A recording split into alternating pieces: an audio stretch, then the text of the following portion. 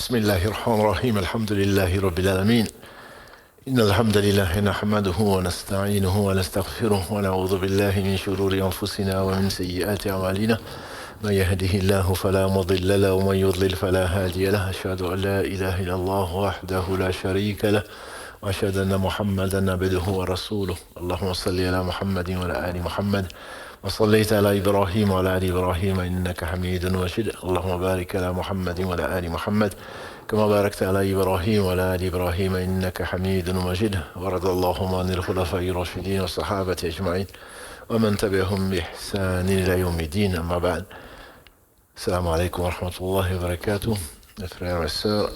Les louanges, les remerciements, les éloges appartiennent à Allah seul, le premier qui n'a pas de début, le dernier qui n'a pas de fin, l'apparent, le dominant sur toute chose, le subtil, le bien informé. Nous le louons, nous revenons vers lui repentant, nous lui demandons protection contre les conséquences de nos péchés.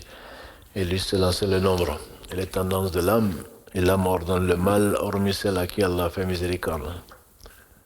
Celui qui Allah guide, nul ne sera l'égaré. Celui qui est privé de sa guidée, nul ne sera lui montrer le droit chemin. J'atteste qu'Allah est le seul digne d'adoration. J'atteste de la véracité, de l'exemplarité, de la prophétie de Muhammad ibn Abdillah. Qu'Allah bénisse ce prophète, sa famille, ses compagnons, tous ceux qui les auront suivis dans le droit chemin. Ensuite, donc, bienvenue dans ces soirées de veillée du Ramadan. Alhamdulillah, on a pris cette tradition depuis une vingtaine d'années, peut-être un peu plus, de passer à la recherche de la nuit bénie, comme vous savez, Laylatul Qadr, qui vaut plus que 1000 mois. Laylatul Qadr, comme Allah le dit subhanahu wa ta'ala, Inna anzalnahu fi Laylatul Qadr, wa ma adraka ma Laylatul Qadr, Laylatul Qadr khayrun min alfi shahr. تنزل الملائكة والروح فيها بإذن ربهم من كل أمر سلام هي حتى مطلع الفجر. Donc c'est la sourate 97 qu'on appelle Laylatul Qadr. Inna anzalnahu. Nous l'avons fait descendre. Nous avons fait quoi? Descendre quoi? C'est dans l'unanimité des savants, il s'agit du Coran. Nous l'avons fait descendre dans la nuit d'Al-Qadr. C'est le Coran. Le Coran, comme vous le savez, c'est la parole d'Allah subhanahu wa ta'ala incréée en langue arabe, révélée sur le prophète Muhammad sallallahu alayhi wa sallam par l'intermédiaire de l'ange Jibril alayhi salam. Inimitable, un défi pour les hommes et les djinns, qui est conservé entre deux couvertures, qui a été transmis de génération en génération par une chaîne ininterrompue d'hommes et de femmes impeccables, et dont la lecture sert comme adoration dans la prière. C'est tout aussi compliqué que ça, mais c'est la meilleure définition que j'ai entendue, c'est-à-dire tous les mots des savants ont passé, ce qu'Allah a voulu qu'ils passent, pour définir ça, pour le distinguer, ce livre, se distinguer cette parole, donc, de toute autre parole. Donc c'est la parole d'Allah, ce n'est pas la parole d'un poète, ce n'est pas la parole d'un homme, ni d'un djinn, ni d'un ange, c'est la parole d'Allah subhanahu wa ta'ala. La parole, c'est l'un des attributs d'Allah subhanahu wa ta'ala que l'on ne saurait ni ignorer, ni contester. Ni contester parce qu'Allah il est parfait et il a dit que c'était sa parole. Et donc on ne cherche pas bien sûr le comment, on a des choses à apprendre et on le verra inchallah probablement. Les règles de compréhension des noms d'Allah subhanahu wa ta'ala sont fixées depuis les compagnons du prophète sallallahu alayhi wa sallam jusqu'aux générations ultérieures qui ont suivi donc la voie du prophète sallallahu alayhi wa sallam, la seule qui permettra à l'homme de connaître le bonheur ici-bas et dans l'au-delà. On ne va pas rentrer dans les détails, sinon que ces règles sont principalement le fait donc de croire à tous les noms d'Allah subhanahu wa ta'ala et chaque nom conduit au moins un attribut. Donc Allah n'est pas le locuteur, c'est pas un des noms d'Allah, mais un des attributs c'est qu'il parle. Si Allah ne parlait pas, il serait imparfait. Les gens qui ne parlent pas, c'est un handicap. Et on parle donc des sourds-muets ou des muets. Quand on dit qu'on est muet, ça veut dire qu'on n'a pas la capacité de parler. Et c'est la raison pour laquelle des gens ont donné leur vie pour défendre la vérité et ça n'a jamais été un problème du temps des compagnons du prophète sallallahu alayhi wa sallam. Mais ensuite, certains comme Ahmad ibn Hanbal qu'Allah lui fasse miséricorde, et d'autres ont été, certains sont morts, comme Nuh, qui était un de ses compagnons, et ils ont été persécutés. Ils ont été persécutés et donc ils ont été torturés pour la simple raison, pour dire que le Coran, c'est la parole d'Allah et qui a été incréé. Pourquoi? Parce que certains philosophes, Mu'tazila ou d'autres, qui disent que oui, c'est la parole d'Allah peut-être, mais elle a été créée. Ça veut dire que si on les suit dans le raisonnement, un jour ou l'autre, Allah n'aurait pas su parler. Il est devenu parleur au moment où il a décidé, mais il aurait été avec un défaut. Ça a l'air simple, oui, mais ça c'est un faux débat. Ce n'est pas un faux débat. Parce qu'Allah, il a toujours été comme il a été, il a toujours été parfait, et ce n'est pas parce qu'il a parlé qu'il a acquis une attribut quelconque. C'est très important. Les messagers alayhim sallam sont venus, entre autres, que pour nous enseigner ce qu'Allah subhanahu wa ta'ala a révélé de lui-même. Parce que personne ne connaît Allah qu'au travers de la révélation. Un messager, qu'il soit humain, qu'il soit djinn, qu'il soit humain ou qu'il soit un ange, ne peut pas parler d'Allah sans la volonté d'Allah et sans ce qu'Allah va lui révéler. Donc c'est la parole d'Allah qui est en langue arabe. Ce n'est pas Allah a révélé à Moussa alayhi salam dans la langue de son peuple. Il a révélé à Isa alayhi salam dans la langue de son peuple, le Banu Israël. Il a révélé à tous les peuples. وَلَقَدْ بَعَثْنَا فِي كُلِّ أُمَّةٍ رَسُولًا أَنِ يَعْبُدُوا اللَّهَ وَيَجْتَنِبُوا الطَّاغُوتَ. Allah dit dans le verset 36 de la sourate Nahl, Al-Nahl, dans la sourate 16, verset 36, on a envoyé à tous les peuples, il n'y a pas de peuple à qui on n'a pas envoyé un prophète ou un messager pour lui dire adorez Allah seul et fuyez les fausses divinités. Donc il ne s'agit pas soit de l'hébreu, soit de quelle langue parlait Moussa alayhi salam, ce n'est pas ça le Coran. وَكَلَّمَ اللَّهُ مُوسَى تَكْلِيمًا, verset 164 de la sourate 4, An-Nisa. Allah ne parle pas du Coran. Allah parle du Coran. C'est pour cela qu'il définit sa langue, c'est la parole d'Allah subhanahu wa ta'ala, mais Allah a parlé à Moussa. Allah a parlé à Isa. Allah a parlé donc à Ibrahim, à Nuh, à tous les messagers, il leur a parlé. Mais ce n'est pas le Coran. Il a donné à Moussa ce qu'il a donné à Moussa, la Torah. Il a donné à Isa ce qu'il a donné, tous pendant le mois de Ramadan, comme nous l'a appris le prophète sallallahu alayhi wa sallam. Mais quand on parle du Coran, il faut savoir de quoi on parle. On parle de la parole d'Allah subhanahu wa ta'ala, révélée en langue arabe sur Muhammad sallallahu alayhi wa sallam. Les paroles d'Allah, comme il dit, قُلْ لَوْ كَانَ الْبَحْرُ مِدَادًا لِكَلِمَاتِ رَبِّي لنفد البحر قبل أن تنفد كلمات ربي ولو جئنا بمثله مددا. À la fin de la sourate 18, Allah dit, dis-leur, ya Muhammad, si la mer devait servir d'encre pour écrire les paroles de ton Seigneur, donc c'est les paroles d'Allah. Les paroles de ton Seigneur, la mer, si elle devait servir d'encre, la mer serait tarie avant que les paroles de ton Seigneur tarissent, même si on amenait une autre mer en renfort. Donc il y a d'autres paroles. Allah, quand il veut qu'une chose soit, on le sait tous. إذا أراد شيئا أن يكون فيقول كن فيكون. C'est une parole d'Allah. Jésus, quand on dit que Jésus est une parole d'Allah, les savants sont unanimes pour dire qu'Allah a dit soit et il fut. Et Allah dit subhanahu wa ta'ala dans la sourate 37 verset 96, Wallahu khalaqakum wa ma ta'malun. Tout ce que nous faisons, c'est que nous sommes en train d'écouter, c'est que nous sommes en train de dire, c'est que nous sommes en train de réfléchir, c'est Allah qui le crée. Il le crée par quoi? Par sa parole kun. Soit et la chose elle est. Donc Allah subhanahu wa ta'ala, c'est sa parole, peut prendre différentes formes.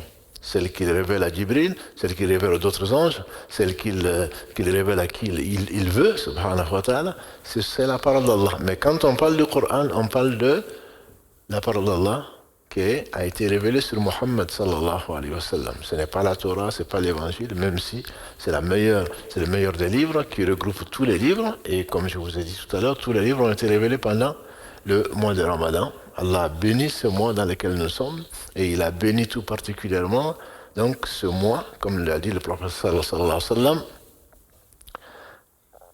قَدْ جَاءَكُمْ رَمَضَانَ شَهْرٌ مُبَارَكٌ. Le Ramadan vous est arrivé comme un cadeau, un mois qui est béni.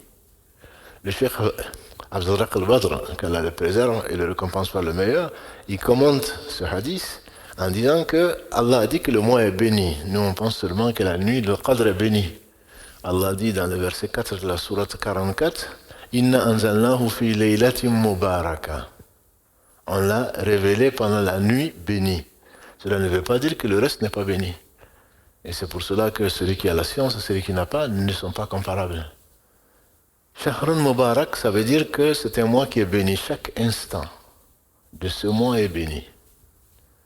Et à la fin de ce hadith, le prophète sallallahu alayhi wa sallam dit que ce mois contient une nuit qui vaut plus que 1000 mois.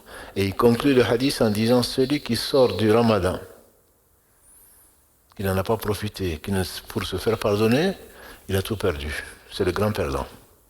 Il nous reste encore, alhamdulillah, quelques jours pour ceux à qui Allah a prêté vie. Et donc, il faut vraiment s'évertuer à ne pas perdre une seule seconde si c'est possible. Vous me direz, il faut se reposer, il faut dormir. Et Ibn Jabal, Mu'adh ibn Jabal, radiallahu ta'ala, il dit, on lui fait dire en tout cas, j'espère que mon sommeil sera compté comme de l'adoration. Donc, même le temps que tu prends pour te reposer, pour pouvoir te réveiller pour adorer Allah subhanahu wa ta'ala ce soir ou demain, si ton intention est d'adorer Allah, alors ça te sera compté comme si tu faisais de l'adoration. Je vous dis, les savants et les non-savants ne sont pas pareils. C'est-à-dire, comme l'a dit le prophète sallallahu alayhi wa sallam, subhanallah sadaqa, alhamdulillah sadaqa, la ilaha illallah sadaqa, Allahu akbar sadaqa. Il dit même dans les relations conjugales de l'un d'entre vous, il y a une sadaqa. Il s'étonne. Comment cela se fait-il? C'est nous qui prenons du plaisir et c'est une sadaqa. Il a dit, et si vous le faisiez dans le haram, est-ce que ce n'est pas un péché? Ils ont dit oui. Il dit alors, si vous le faites dans le cadre légal, c'est certainement une sadaqa. Pour dire que tout instant, toute action que tu fais avec l'intention de plaire à Allah subhanahu wa ta'ala, l'adoration a été définie par les savants, notamment le cheikh de l'islam Ibn Taymiyyah, qu'Allah lui fasse miséricorde. L'adoration a été définie comme tous les actes du cœur, de la langue et des membres que Allah aime et agrée. Le fait que tu te rappelles Allah, le fait que tu invoques Allah par la langue, le fait que tu fasses la prière, que tu donnes la zakat, que tu fais ceci et cela, tout ceci est compté comme de l'adoration. Si l'intention est de plaire à Allah subhanahu wa ta'ala. Et donc, ce mois, c'est un mois qui est béni, comme vous le savez, vous êtes là. Allah bénisse votre temps. Ça me rappelle tout à l'heure, c'est un sourire quand j'ai vu les gens assis, je me suis dit, ça me rappelle un soir meilleur qu'aujourd'hui, où le prophète sallallahu alayhi wa sallam a envoyé Bilal. Il a envoyé Bilal pour regarder si les femmes dorment et les enfants aussi. C'est ce que l'on fait souvent. Si les femmes dorment et les enfants. Il est revenu, il a dit, oui, elles dorment, oui, ils dorment. Il a dit, vous êtes les seuls aujourd'hui, actuellement sur la terre, à adorer Allah subhanahu wa ta'ala. Vous êtes les seuls. Nous ne sommes pas les seuls. Mais c'est juste pour dire que, à la fin de ce hadith, il dit, si je ne craignais d'imposer à ma communauté une chose difficile, je leur aurais demandé de faire la salat al-Isha à cette heure-ci. Cette heure-ci, c'était la moitié de la nuit. Je ne dis pas qu'à 2 heures du matin, 3 heures du matin, vous êtes les seuls à écouter un rappel, parce que quand il est 2 heures ici, aux États-Unis, il doit être je ne sais pas quelle heure, etc. Mais c'est juste pour dire que c'est un choix que Allah fait des gens, il nous fait réveiller, il nous fait permettre d'écouter ce qu'il aime, on l'espère, et ensuite, il va nous récompenser, Inch'Allah, par cela, dans la mesure où, qu'est-ce qui vous est amené, a dit le prophète sallallahu alayhi wa sallam, quand il est venu trouver un cercle de dhikr. Il dit, on est là pour évoquer Allah, pour faire des dhikr. Il dit, par Allah, vous n'êtes là que pour ça. Ils ont dit, par Allah, on est là que pour ça. Il a dit, je ne vous ai pas demandé ça parce que je doute de ce pourquoi vous êtes là. Je ne vous ai pas fait jurer parce que je doute de ce que vous dites. C'est parce que Jibril est venu me dire que Allah subhanahu wa ta'ala se vante auprès des anges du fait que vous êtes réunis pour l'évoquer. Donc on n'est pas, bien sûr, on ne vit pas avec les anges. On n'a pas cette sensibilité, entre guillemets, heureusement pour nous, parce qu'Allah est parfait, heureusement pour nous, mais c'est pour dire que ce n'est pas quand il y a des moments bénis, quand il y a des anges, quand il y a Allah envoie et Allah est fier de ses serviteurs, lui qui n'a besoin de rien, c'est juste pour dire combien Allah subhanahu wa ta'ala a été généreux vis-à-vis des fils d'Adam, notamment vis-à-vis du prophète sallallahu alayhi wa sallam et de sa communauté. Il l'a choisi parmi toutes les communautés.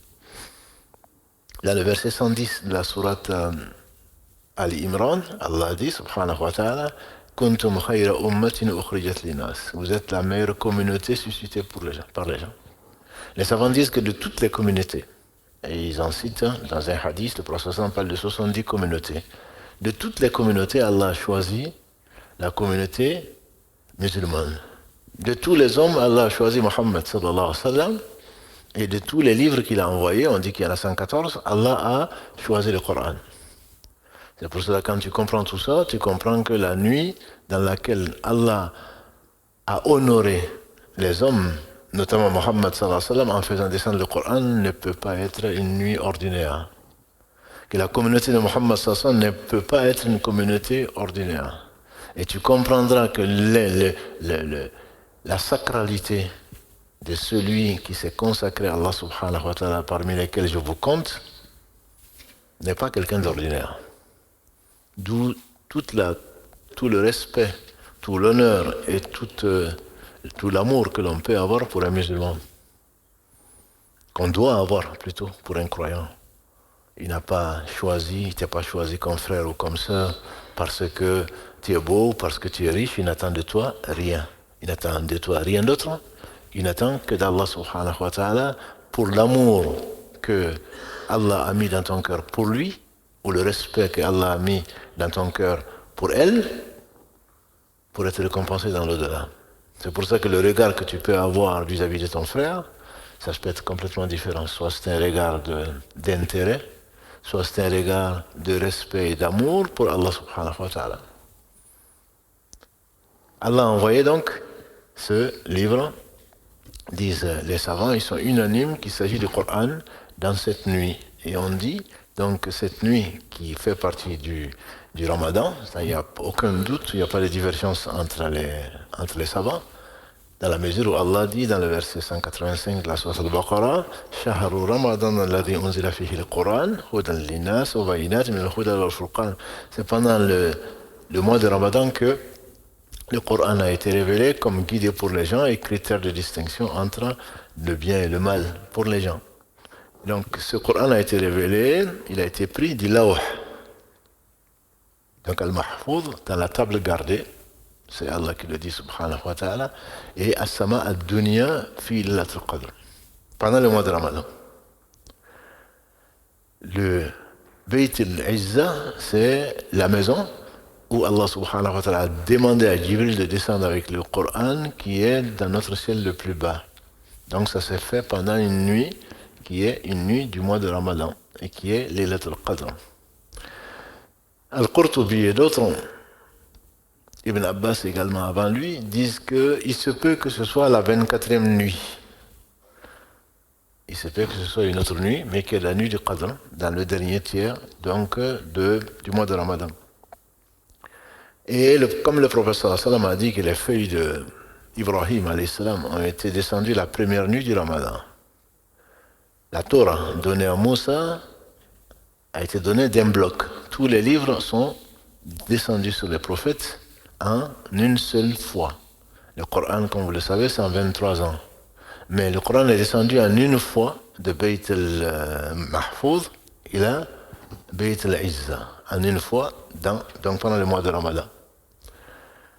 Le prophète sallam a dit que les feuilles d'Ibrahim ont été descendues la première nuit sur Ibrahim alayhi salam.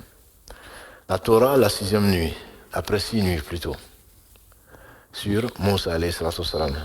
Al-Injil après 13 nuits, a dit le prophète sallam. Al-Zabour, les psaumes de Daoud ont été descendus après 18 nuits. Il dit, et le Coran a été descendu après 24 nuits. On ne va pas rentrer dans les détails, juste pour dire comment se fait-il que, c'est une des raisons, et c'est dans de très très nombreux hadiths, que l'imam Malik, que l'imam Shafi'i, l'imam Ahmad et bien d'autres disent que ça dépend de l'année. Ça dépend de l'année. Il se peut que Iqra bismi rabbika alladhi khalaqa jusqu'à Allama al-insana ma lam ya'lam, verset 1 à 5 de la sourate 96, il se peut que celle-là, le prophète parlait de celle-là la 24e nuit. Et donc dans chaque nuit, dans chaque année plutôt, une nuit particulière, walillahi alhamd, une nuit particulière donc, est considérée comme la nuit du destin, pour expliquer et pour compléter tous les hadiths, pour les comprendre dans un sens global. Parce que comme le disent les savants, quand des hadiths ne sont pas contradictoires, on les met tous ensemble pour essayer d'expliquer la chose, pour embrasser la chose. Le prophète sallam ne s'est pas trompé. Autrement, Jibril serait venu lui dire, le prophète sallam, il n'a dit que ce qui était vrai. Mais il a dit des hadiths à certains moments, certaines personnes l'ont entendu et elles l'ont rapporté.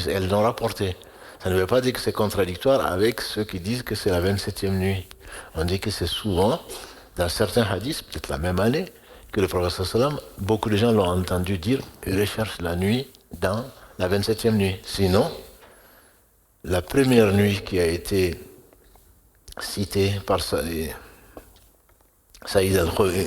al-Khudri, qu'Allah l'agrée, consigné dans les deux authentiques al-Bukhari Muslim, c'est que le prophète sallam, quand Allah a dit Inna anzalnahu fi laylatul qadr, laylatul qadr khayrun min alfi shahr, il est rentré, il a fait l'i'tikaf, qui est l'une des meilleures adorations, qui est conseillée. Nous ne la faisons pas parce que la mosquée ne l'organise pas.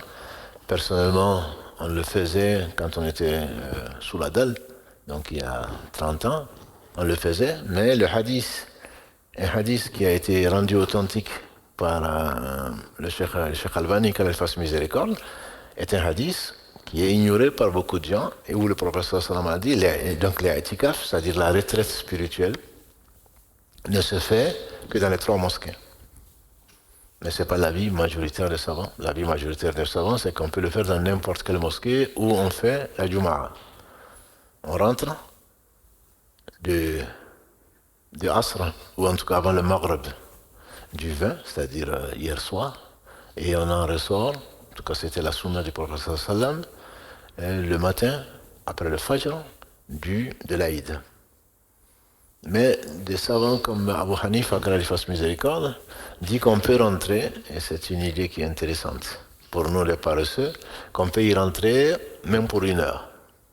Donc ceux qui sont là, les frères Barakallahu fihim et les sœurs, qui sont là depuis le Asr, par exemple, peuvent rentrer avec l'intention de se consacrer à l'adoration d'Allah. On ne sort que pour le besoin, et il se peut qu'Allah te l'inscrive comme si tu avais fait l'i'tikaf. L'i'tikaf, c'est quoi? C'est le fait donc de se consacrer à la recherche de cette nuit, se consacrer à l'adoration d'Allah. Là, tout devient adoration. Tu ne sors que pour aller manger ou aller aux toilettes, etc. C'est tout. Pas pour autre chose. Et donc, le prophète, alayhi salam, à la recherche de cette nuit, puisqu'il ne sait que Allah, ce que Allah subhanahu wa ta'ala lui a révélé, à la recherche de cette nuit, qu'est-ce qu'il a fait? Le meilleur des hommes, celui que Allah a aimé le plus, et celui qui certainement a aimé Allah plus que tout un chacun, il est rentré, donc Abu Saïd al-Khudri, qu'Allah l'agrée raconte donc ce hadith, il est rentré, dès qu'il a entendu ça, comme c'est le mois de Ramadan, il est rentré dans la mosquée, dans sa mosquée, sallallahu alayhi wa sallam, et il y est resté pendant 10 jours, en train d'adorer Allah, comme Allah lui a inspiré. Et après 10 jours, il est sorti. Il a rencontré l'ange Gabriel alayhi salam qui lui dit, ce que tu cherches, c'est après. Et il a dit, ceux qui sont restés dans la mosquée avec moi, qu'ils rentrent avec moi, moi je continue. Et donc ils sont rentrés du 11 ou du 10 si vous voulez, parce que la nuit du 10 précédant le jour, donc du 10 ils sont rentrés à nouveau jusqu'au 20, en train d'adorer Allah subhanahu wa ta'ala, se consacrant à l'adoration d'Allah subhanahu wa ta'ala. Alors, il est ressorti et il a rencontré encore Jibril. Il lui dit, ce que tu cherches à Mohammed, c'est après. Il est rentré donc jusqu'à l'Aïd, entre guillemets. Donc cette année-là, il dit que le prophète sallam est resté pendant 30 jours en train de faire l'atikaf. Il a continué cela durant toute sa vie, sallallahu alayhi wa sallam, et il est sorti une année de l'atikaf, mais il a rattrapé. Quand il est rentré, les femmes peuvent le faire, les hommes peuvent le faire. Justement, il est sorti de celui qui était juste à côté de la mosquée, les deux étant accolés. Il a été faire l'atikaf et chaque femme est sortie avec sa tante pour aller faire l'atikaf dans la mosquée. Quand il dit c'est quoi ça? Ça c'est la tante d'un tel, c'est la tante d'une telle, c'est la tante d'une telle, il est rentré à la maison. Cette année-là, il est rentré à la maison, il a fait l'atikaf pendant le mois de Shawwal. Et que quand on s'impose une adoration, ça devient presque une obligation. Et c'est la raison pour laquelle, sallallahu alayhi wa sallam, ce qu'on appelle les rawatib, c'est que l'on fait les 2 rakas avant le fajr. Avant le fajr, vous avez entendu, quand l'heure de l'aube rentre, avant le dohr, les 4 rakas, les 2 rakas après le dohr, les 2 rakas après le maghrib, les 2 rakas après l'isha, les rawatib, les 12 prières qui s'est imposées, le prophète sallam les rattrapait. Il est rattrapé.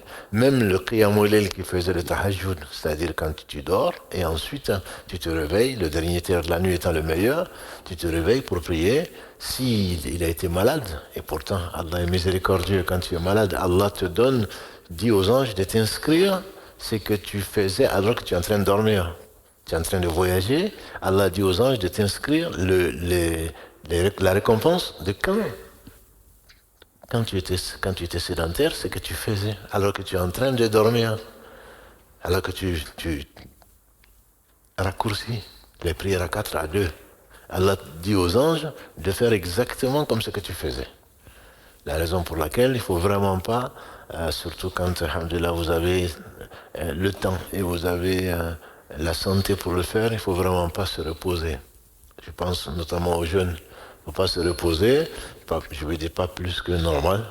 Il faut vraiment rentrer en compétition avec les anciens qui, eux, ne perdaient pas leur temps. Ne perdaient pas du tout leur temps. En se reposant, en fait, quand tu seras avec des béquilles ou quand tu seras malade alité, ben, tu n'auras pas plus que ce que tu faisais quand tu étais en bonne santé. Alors que quand tu projettes qu'un jour viendra où tu ne seras plus là, un jour viendra où tu seras malade, un jour viendra où tu seras en voyage, un jour viendra où tu ne pourras pas. Certainement, tu investis quand tu es en bonne santé. Ibn Omar disait qu'Allah l'agrée. Quand tu es au matin, n'attends pas le soir. Quand tu es au soir, n'attends pas le matin. Prends pour ta santé, pour quand tu seras malade, et pour ta vie quand tu seras mort. Donc ça, c'est l'objectif. Ça doit être l'objectif de celui qui croit au jour du jugement dernier. Pour revenir donc au Qadr, le Qadr, ça peut être, on ne va pas rentrer dans les détails, ça peut être la nuit du 21. Dans le hadith de Abu Sa'id al-Khudri, que je vous ai raconté tout à l'heure, le prophète sallam est sorti donc après 20 jours. Il est sorti, il a dit, ceux qui étaient avec moi, ils rentrent. On m'a montré l'être Qadr. Mais quand je suis sorti, j'ai trouvé 2 musulmans, un tel et un tel dans une version, 2 musulmans dans une autre, en train de se chamailler. Et on me l'a fait oublier. Et c'est bien pour vous. Mais je me suis vu en rêve, en train de me prosterner dans la boue, cette nuit-là. Et Abu Saïd al-Khudri, il dit, ce matin, le matin du 21, mes yeux ont vu le prophète sallallahu alayhi wa sallam en train de se prosterner, en sortant avec de la boue sur son front. Ce soir-là, il a plu, et comme les toits de la mosquée du prophète sallallahu alayhi wa sallam étaient faits de branches de palmiers, etc., la pluie est passée, et donc parfois dans la mosquée il pleuvait. Et le prophète sallallahu alayhi wa sallam, en priant, donc il s'est prosterné dans la boue. Donc, de ce hadith-là, on pouvait déduire que cette année-là, au moins, je ne dis pas que c'était la 21e nuit qui était le Laylatul Qadr, peut-être qu'il a plu la 23e nuit, peut-être que... Mais en tout cas, il se peut très fortement que ce soit ce soir-là que vous êtes en train de rechercher, c'est-à-dire la nuit du 20 au 21. Pour ceux qui attendent le 27 ou le 23 ou le 29, ils auront certainement raté ce jour, cette année-là. Et il a dit, c'est du bien pour vous. Et c'est effectivement du bien pour vous. C'est du bien pour nous. À supposer que ce soit la nuit du 21, vous qui allez, Inch'Allah, revenir le 22, le 23, le 24, etc., ça ne va être que plus, même si la nuit vaut plus que 1000 mois. On aura eu cette nuit, Inch'Allah, plus le reste. Plus ce qu'on va chercher. Donc cette nuit, est-ce qu'elle existe ou est-ce qu'elle est arrêtée avec du temps du prophète sallallahu alayhi wa sallam? Auquel cas, qu'est-ce qu'on fait là ce soir? Sinon que celui qui a fait le bien du poids d'un atome le verra, celui qui a fait le mal du poids d'un atome le verra. Donc, à supposer même que la nuit n'existe plus, comme le prétendent les chiites, ce sont les seuls à le prétendre. Les gens de la Sunna et de la Jama'a disent que la nuit n'est pas partie, n'a pas été suspendue avec la mort du prophète sallallahu alayhi wa sallam. Eux, ils n'ont pas d'argument pour le dire. Et les gens de la Sunna et de la Jama'a disent que cette nuit continuera jusqu'à ce que Allah subhanahu wa ta'ala hérite la terre et ce qu'elle contient.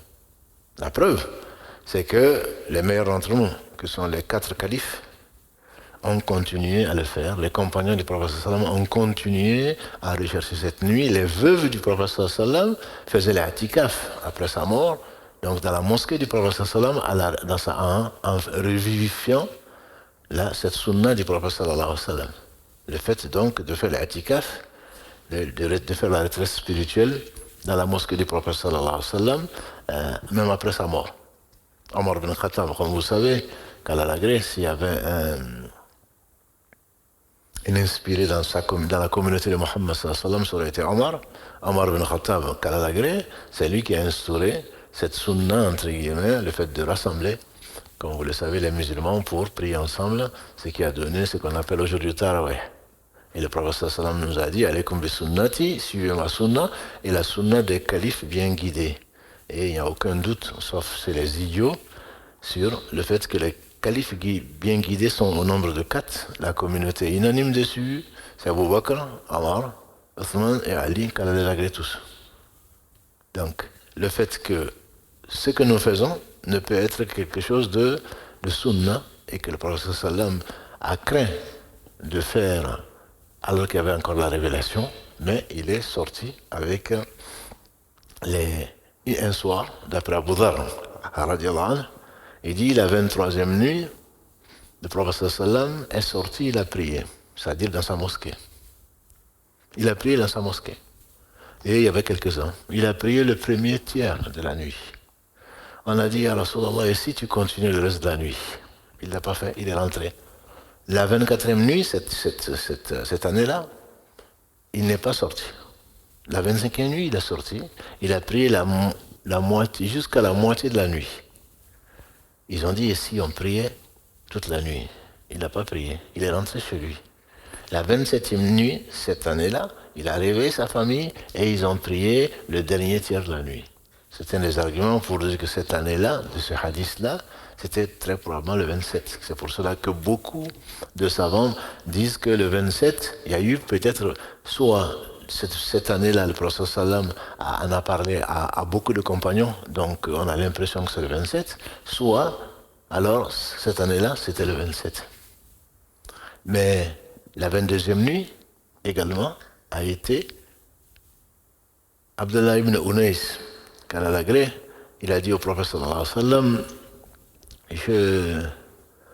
je viens de chez mon peuple et indique-moi une nuit où je pourrais rechercher Laylatul Qadr. Il a dit, c'est quelle nuit aujourd'hui? Il a dit, c'est la 22e nuit. Il dit, alors cherche-la ce soir. Et il est revenu, il dit, alors où? Le lendemain, la 23e. Il est rentré au Asr. On a demandé à son fils qui a dit, il est rentré au Asr. Et il n'est sorti qu'au Fajr. Donc il est permis, sans faire l'i'tikaf. Et si tu veux le faire, la meilleure façon de faire, c'est de rentrer avant le Maghrib, pour chercher la nuit commençant avec le Maghrib, et ne sortir qu'à la fin de la nuit, c'est-à-dire après le Fajr. Et la raison pour laquelle les gens font le 8 et avec nous, le Tarawih et le reste, les gens préfèrent, on sait très bien qu'en dehors du Ramadan, le Tarawih, le 8 plutôt, qui est la dernière raka pour clôturer des prières de nuit, le witr, et c'est le dernier tiers de la nuit que c'est mieux, sauf si tu es un grand dormeur ou tu es très fatigué, tu crains de ne pas te réveiller, alors le mieux c'est de faire le witr, une raka impair pour dormir. Et si tu te réveilles, tu peux continuer à prier. Quand on demande, c'est la raison pour laquelle dans beaucoup de mosquées, en tout cas c'est un avis, pourquoi nous faisons 11 rakas ou on fait le witr ensemble. Parce que le professeur sallam a dit celui qui prie avec l'imam jusqu'à ce que l'imam s'en aille. S'en aille, ça ne veut pas dire si nos imams sont en train de causer, on va rester avec eux jusqu'à minuit. Non. Jusqu'à ce que l'imam dise le salam. Celui qui reste avec l'imam, jusqu'à ce que l'imam termine, on dira, Allah lui inscrit comme s'il avait prié toute la nuit. C'est pour profiter de cette faveur que nombre de savants conseillent de prier avec l'imam. Même si tu ne t'es pas réveillé la nuit, tu seras, inch'Allah, compté comme ceux qui ont prié toute la nuit. Et également, si on dit la prière de la femme est meilleure chez elle, ou l'imam Shafi'i, par exemple, il dit que c'est mieux de faire le tarawih chez toi, puisque le prophète sallam le faisait seul. Rarement, il l'a fait en groupe, il l'a fait 3-4 fois, et ensuite il a craint que Allah ne révèle l'obligation du tarawih. Et donc, est-ce que c'est mieux de le faire chez soi, seul, ou est-ce que c'est mieux de le faire en groupe? L'avis de savants contemporains comme Cheikh Al-Uthaymin, c'est de le faire quand même en groupe. C'est mieux. C'est mieux parce que si tu le fais en groupe, le prophète sallam, à cause de ce hadith, donc il dit que si celui qui fait, donc la prière avec l'imam jusqu'à ce qu'il parte, c'est comme s'il avait prié toute la nuit, et toi tu ne pourras certainement pas prier toute la nuit. Tu ne pourras certainement pas prier toute la nuit. Donc le simple fait de prier en groupe avec l'imam et de partir, ça te donne la récompense comme si tu avais prié toute la nuit. C'est la raison pour laquelle nos sœurs sont invitées, si elles peuvent, à prier en groupe avec l'imam, même si la prière de la femme chez elle est mieux que la prière donc dans la mosquée avec le reste des groupes. Mais ce n'est pas pour le tarawih. Ça, c'est l'avis qui me paraît, que je connais, être l'avis le plus fort donc à la matière. Il a dit également, alayhi salatu wassalam, pour ceux d'entre nous qui n'ont pas le temps ou qui pensent ne pas avoir le temps, l'une des meilleures œuvres, c'est de faire les prières obligatoires à la mosquée. Les prières obligatoires à la mosquée, pour les hommes.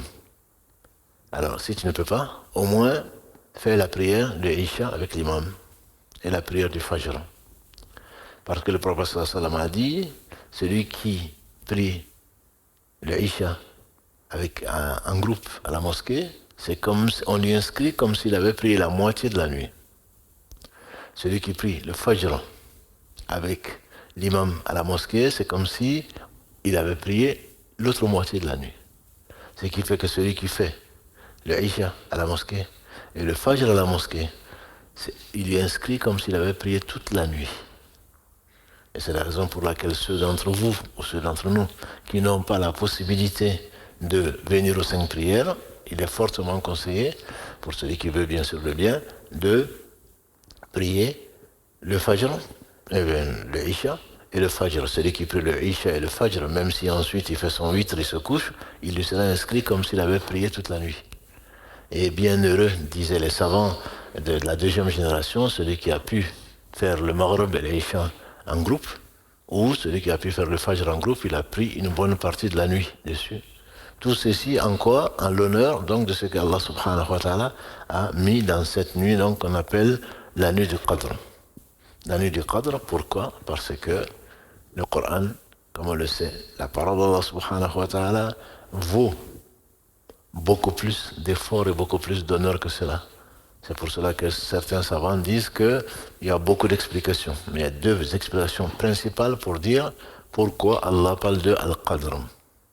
Al-Qadr, c'est je donne un poids à une chose. Je donne de l'importance à une chose. Et il n'y a certainement pas plus important qu'Allah subhanahu wa ta'ala, Allahu Akbar, et Allah il est plus grand que tout, et rien n'est plus grand que Allah. Et donc sa parole est la vérité. Et la parole est la plus lourde qui puisse exister. Par conséquent, le fait quand on parle d'une nuit où Allah fait descendre sa parole, certainement cette nuit est une nuit de valeur, c'est une nuit de poids que tu dois respecter, que tu dois aimer et que tu dois donc vénérer. Et c'est la raison pour laquelle que Allah l'aurait appelé Al-Qadr, puisque c'est lui qui dit Inna anzalnahu fi laylatil qadr. Et également, c'est une nuit qui est la meilleure nuit. Une nuit, c'est la meilleure nuit donc de l'année. C'est pas le meilleur jour, mais c'est la meilleure nuit de l'année. Les savants disent que les meilleurs jours, comme l'a dit le prophète sallam, les meilleurs jours de l'année sont les 10 premiers jours de l'Hijjah. Mais les meilleurs jours plutôt de l'année sont les 10 premiers jours de l'Hijjah. Et les meilleures nuits, ce sont les 10 dernières nuits. Et la meilleure nuit de celle-là, c'est les Laylatul Qadr que nous ne connaissons pas. Mais c'est du bien pour nous, celui qui recherche, bien entendu, comme le disait Ibn Mas'ud, celui qui recherche les Laylatul Qadr toutes les nuits, il finira par l'avoir. Mais ce qui est certain, c'est que c'est dans les 10 dernières nuits. On l'appelle comme ça aussi parce qu'Allah y a mis une nuit qui est peut-être celle-là. Laylatul Qadr, c'est 1000 mois. Allah dit c'est meilleur. Laylatul Qadr, khayrun min alfi shahr. Meilleur que 1000 mois. 1000 mois, les administratifs comme nous ont commencé à calculer, ça représente 83 années d'adoration. 83,3. Si Allah subhanahu wa ta'ala te donne la possibilité de vivre 20 nuits de Qadr, ça te fait 1660 années. Ton adoration que tu as faite pendant ces 20 ans équivaudront à 1600 années. Même Nuh, alayhi salam, n'a pas vécu autant. Et 20 ans, alhamdulillah, Allah peut le donner, il a donné à beaucoup, parce que l'âge moyen de la communauté du prophète sallam, c'est entre 60 et 70 ans. Et très peu de gens atteignent 70 ans. Donc c'est pour dire que c'est une nuit qui est énorme, qui vaut vraiment le coup de la rechercher. Et Allah le fait, Allah le montre à qui il veut, et de toute façon, nul n'est assuré, sauf le prophète alayhi salam, d'avoir vu la lune. Les gens, la nuit plutôt, certains en ont rêvé, ils ont rapporté au prophète sallam, il a dit, je vois que vos rêves ou vos songes, qui est un 46e de la prophétie, le bon rêve, je vois que ça coïncide avec donc les 10 dernières nuits, et cherchez-les donc dans les 10 dernières nuits, cherchez-les dans les nuits qui sont impaires. Ça c'est la raison principale, entre guillemets, que les savants donnent, une des raisons en tout cas, pourquoi on l'appelle Laylatul Qadr, que nous recherchons, peut-être sans savoir ce que ça veut dire. L'autre raison qui n'est pas en contradiction avec ce que tu viens de dire, c'est que dans cette nuit-là, descendent les anges, comme on a dit, Tanazzalul malaikatu war-ruh, les anges descendent cette nuit-là, et donc, bi'idni rabbihim min kulli amr, ils descendent avec toutes les affaires, avec tout ce qui va se passer. Que ce soit décès, que ce soit naissance, que ce soit bonheur, que ce soit malheur, que ce soit subsistance, gain, des pertes, tout ce qui va arriver. Donc, les anges, on leur donne leur feuille de route, si on peut l'appeler ainsi. Voilà ce que vous devez faire, voilà ce qui va arriver, ce que Dieu, Allah a décrété 50 000 ans avant qu'il n'ait créé les cieux et la terre. Et donc c'est une nuit, c'est pas parce que tu auras bien mangé ou parce que tu auras fait un accident que c'est bon signe, que c'est mauvais signe, non. Simplement nous croyons au destin parce que ça fait partie des articles de la foi et par là, Allah a parfait la foi. Et que tu crois au destin qui soit bon ou mauvais, a conclu le prophète sallallahu alayhi wa sallam par rapport aux 6 articles de foi. Donc ce destin, celui qui y croit, il sera heureux. Celui qui n'y croit pas, il sera malheureux, ici-bas et dans le delà. On a souvent vu cette histoire de Moussa alayhi salam avec Al-Khidr, très belle histoire que vous connaissez dans la sourate 18, et que finalement, les choses que tu n'aimes pas, les choses que tu ne comprends pas ne sont pas forcément du mal. Toi tu le vois, tu vois le mauvais côté, parce que c'est triste, parce que tu ne comprends pas, alors qu'en réalité, c'est la meilleure chose qui puisse arriver. J'ai tendance à dire qu'Allah il peut tout, ça on est tous convaincus. Allah il sait tout. Allah, il est miséricordieux. Donc, s'il te fait une chose, c'est que c'est la meilleure des choses. Il aurait pu faire autre chose. Mais quand tu connais ton Seigneur, tu sais qu'il ne fait que le meilleur, certainement ce qui t'est arrivé là, ton enfant que tu as perdu, dans le cas de cet homme, de cet enfant que Al-Khidr a tué, Moïse, alayhi salam, s'est révolté à juste titre. C'est-à-dire qu'il voit un faible arabe qui le change de sa mère, s'il ne peut de sa langue, si au moins s'il ne peut, au moins de son cœur. Tu vois un enfant qui assassine, et bien entendu qu'il faut réagir. On est la meilleure communauté suscitée pour les gens. Pourquoi? Tu n'es de cette communauté la meilleure que parce que tu ordonnes le bien et tu interdis le mal. Quand tu vois un assassinat, tu ne vas pas t'arrêter là parce qu'ils vont brûler ta voiture. Quand tu vois une vieille dame agressée, tu ne vas pas dire ça, non, non, si je le fais, ils vont taper mes enfants. Tu n'as pas le choix. Quand tu vois c'est ce qui a fait de cette communauté, c'est qui en a fait la meilleure des communautés. C'est-à-dire que l'amour d'Allah, l'ordre d'Allah l'emporte sur toute chose. C'est vrai que si je le fais, j'habite à la Rainerie, ou j'habite à Bellefontaine, ben si je le fais, il risque de venir brûler ma maison ou ma voiture, ça c'est le minimum. Mais simplement, tu ne peux pas, pour une voiture ou pour autre chose, laisser ça contre la colère d'Allah subhanahu wa ta'ala qui t'a fait rencontrer cette situation-là et que tu as vu, mais tu as préféré ta personne, la préserver et laisser ce qu'Allah aime subhanahu wa ta'ala. Et finalement, on sait, en ne prenant que ce cas-là, que cet enfant, s'il avait grandi, il allait être mécréant. Il allait entraîner ses deux pères et mères dans la mécréance. Tous les trois allaient partir en enfer. Au lieu de remercier Allah, Ya Allah, alhamdulillah, pour leur donner un enfant meilleur qui va les aider dans l'adoration d'Allah. Au lieu de remercier Allah en disant, subhanallah, tu ne fais que le meilleur. Au lieu de le remercier, on est là et c'est pas normal. Moi, je suis là tous les ramadans. Puisque tu pries que pendant le ramadan. Moi, je suis là tous les vendredis. Quand on dit les gens sont pieux aux yeux, non, il est pieux. Hein. Il est à la mosquée tous les vendredis. La ilaha illallah. On est devenu quoi aujourd'hui? Comme les gens qui vont à la messe. Parce que tu viens à la maison d'Allah, tu ne viens que le vendredi et tu n'as pas honte de le dire. Et tu te prends en plus pour un pieux. Tu te prends en plus pour un pieux.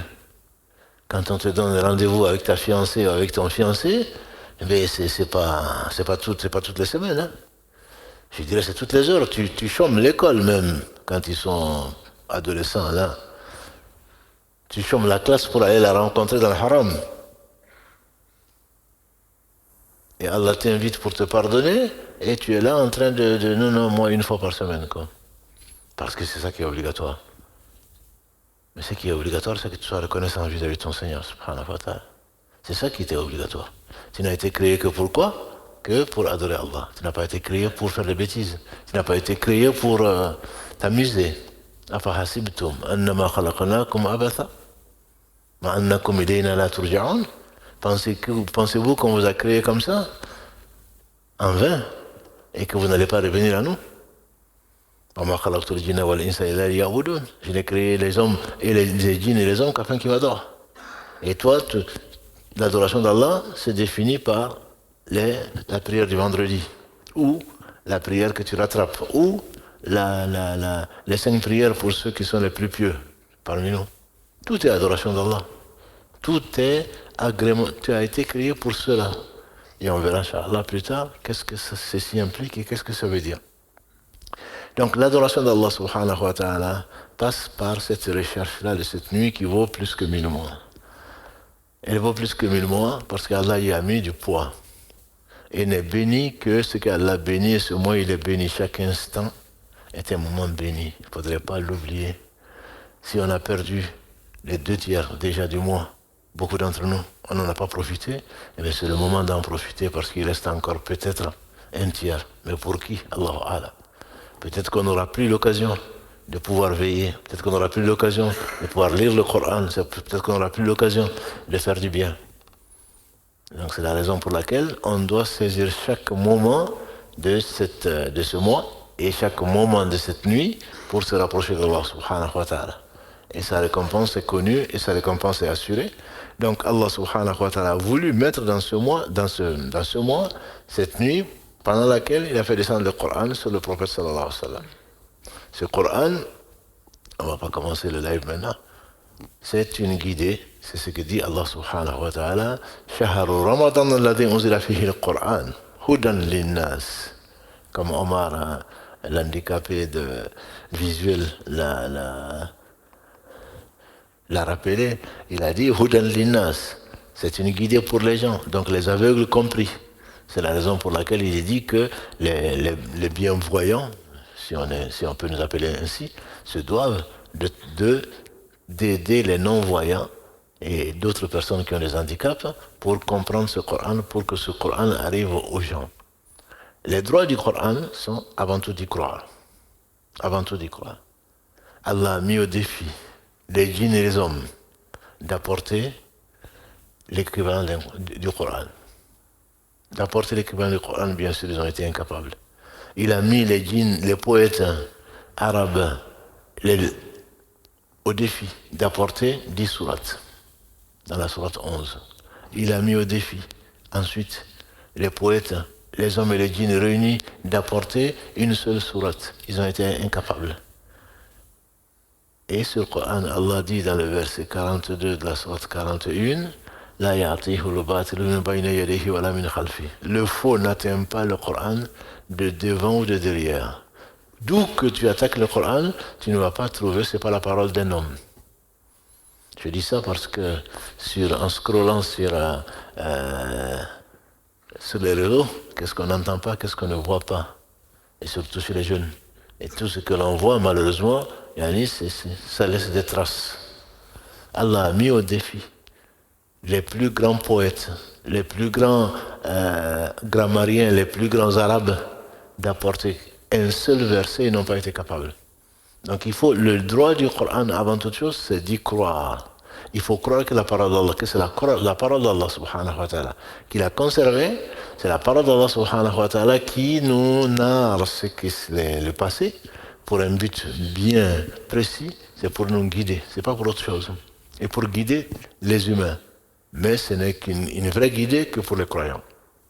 C'est pour cela que la sourate qu'on va, Inch'Allah, prendre cette année, enfin que moi j'ai choisi, la sourate, quelques versets seulement de la sourate Luqman, donc il y a la sourate 31, en raison de l'éducation qu'Allah donne au fils de Luqman, et en réalité à tout un chacun, à nos enfants, et nous sommes tous des grands enfants, et les conseils que Luqman alayhi salam va donner à son fils, et surtout ce qu'Allah subhanahu wa ta'ala nous dit, et ce sera Inch'Allah, j'espère pour les soirées qui viendront, si Allah nous donne vie et la santé pour pouvoir nous retrouver, vous pouvez les réviser à partir de verset 12, parce que si on reprend les versets, peut-être qu'on prendra le verset 1 jusqu'au verset 18, si Allah nous prête vie, mais surtout au verset 12 et suivant.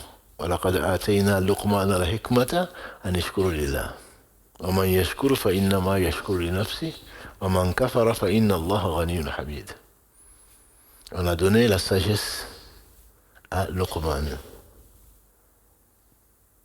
La sagesse, c'est quoi? C'est de remercier Allah. Celui qui remercie Allah, il est fait pour lui-même. Celui qui est ingrat, Allah se passe des mondes. Il est celui qui est le Al-Ghani, le riche, l'indépendant, celui qui n'a besoin de rien, Al-Hamid, le digne des louanges. Mais avant, Allah nous rappelle dans ces versets, qu'on verra Inch'Allah, il commence par Alif Lam Mim, Tilka Ayatul Kitab al-Hakim. Alif Lam Mim, ce sont des lettres qu'on dit Muqata, qui sont coupées. Il y a au moins 10 explications, des gens qui ont inventé sur le compte. Le professeur n'a pas donné qu'est-ce que ça veut dire.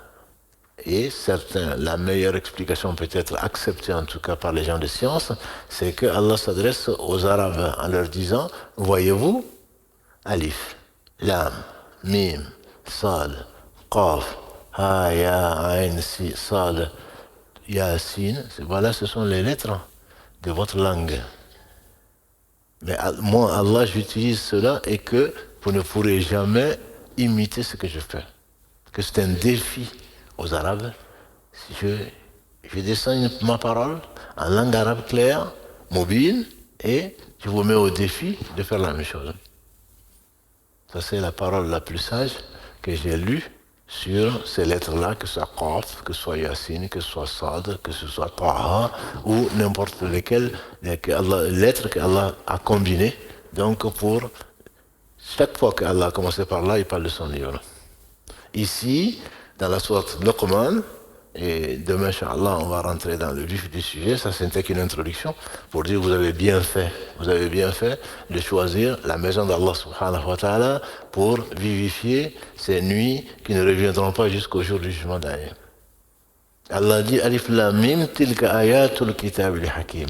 Alif Lam Mim, voici les versets du livre, donc qui est sage, Kitabul tilka ayatul kitab al-hakim, les livres donc, les versets plutôt d'un livre qui est sage, al-kitab al-hakim, un livre qui est sage, dont la sagesse est démontrée par celui qui y croit, celui qui médite et celui qui le met en pratique.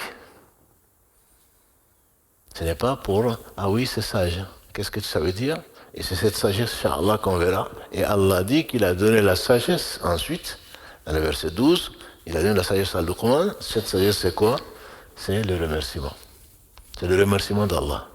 Certains savants vont même dire que au moment je n'ai créé les djinns et les hommes qu'afin qu'ils m'adorent, et ils disent qu'afin qu'ils me remercient. Le remerciement est une chose qui est tellement importante, Inch'Allah, que j'espère demain qu'on va essayer de le traiter afin qu'on soit un peu plus reconnaissant. Et le meilleur des hommes, sallallahu alayhi wa sallam, il a dit Ya Mu'adh, wallahi, oh que je t'aime. Ne néglige pas à la fin de chaque prière de dire Allahumma inni ala dhikrika wa shukrika wa husni ibadatik. Si tu veux résumer, si tu veux aller au paradis sans rendre compte, si tu cherches l'agrément de ton Seigneur, ne l'oublie pas. Le Seigneur, c'est celui qu'il ne faut pas oublier. C'est celui qu'il ne faut pas négliger de remercier. Et c'est celui qu'il faut absolument tout faire pour être le meilleur de ses serviteurs, parce que c'est la qualité la plus importante qu'Allah subhanahu wa ta'ala a accordée aux hommes qu'il a aimés, dont Muhammad sallallahu alayhi wa sallam, à qui on a demandé, il lui a proposé, subhanahu wa ta'ala, de choisir d'être un prophète roi. Moi, j'aurais sauté sur l'occasion certainement. Un roi, n'est-ce pas? Prophète roi ou prophète serviteur. Il a préféré être un prophète et serviteur. Il dit parce que c'est plus important, c'est plus large que tout. La servitude. La servitude, c'est le fait de mettre Allah avant toute chose. Quand tu es serviteur de quelqu'un, en tout cas quand tu es un bon serviteur, qu'est-ce que tu fais? Quand tu es un bon serviteur, tu es au service de ton Seigneur ou de ton maître. Quand tu es un bon employé, tu vas suivre les ordres qui te sont donnés. Tu vas éviter ce qui t'a été interdit. Quand on dit un bon employeur, un bon employé, un bon travailleur, un bon ceci, un bon cela aujourd'hui, quoi? C'est parce que tu cherches la satisfaction de celui qui te paye. Et qui te paye, et qui paye tout le monde, qui subvient à tout le monde, c'est Allah subhanahu wa ta'ala. Donc quand Allah qualifie ses serviteurs, quand Allah qualifie quelqu'un de serviteur, c'est qu'Allah l'a agréé. Et c'est la raison peut-être pour laquelle le prophète sallallahu alayhi wa sallam a choisi d'être un serviteur. C'est pour cela qu'on dit Ashhadu an la ilaha illallah ashhadu anna Muhammadan abduhu wa rasuluhu. Celui qui n'est pas un serviteur d'Allah subhanahu wa ta'ala ou qui croit être au-dessus de la servitude, très certainement celui-là ne rencontrera pas le bonheur ici-bas et encore moins dans l'au-delà. Donc je vais m'arrêter là, Inch'Allah, il est 30. Pour vous permettre de vous préparer un quart d'heure pour descendre, pour faire vos ablutions, pour pouvoir continuer à vivre donc cette nuit qui va s'achever, Inch'Allah, avec la prière du Fajr. سبحانك اللهم وبحمدك أشهد أن لا إله إلا أنت أستغفرك وأتوب إليك سبحان ربك رب العزة عما يصفون والسلام على المرسلين والحمد لله رب العالمين والسلام عليكم ورحمة الله وبركاته